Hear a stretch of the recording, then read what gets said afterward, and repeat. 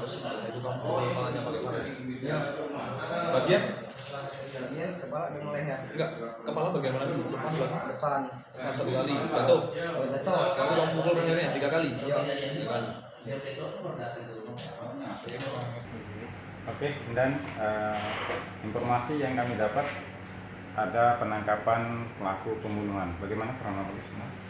Baik, tanggal 20 kemarin hari Senin ada pembunuhan di TKP Desa Sukaraja, Kecamatan Banyarsindika.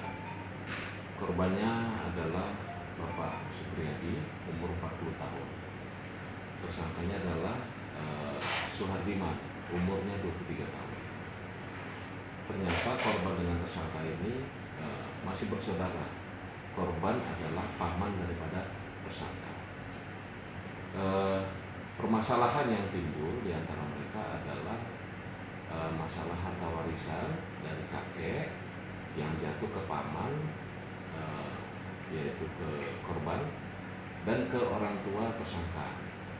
Nah, si korban hendak menjual bagian daripada warisan dari kakeknya. Ini korban ini tersangka tidak menerima hal itu.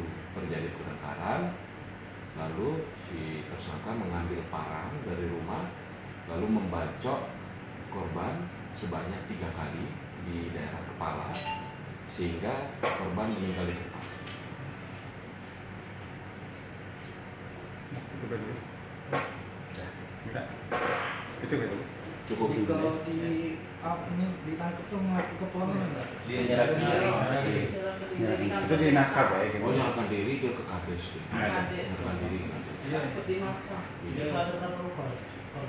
3 kali. 3 kali.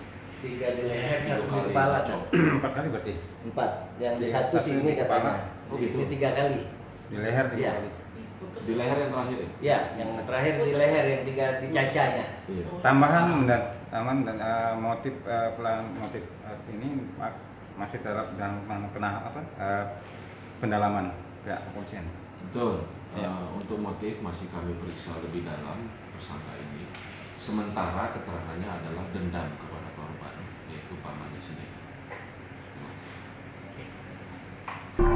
kasih.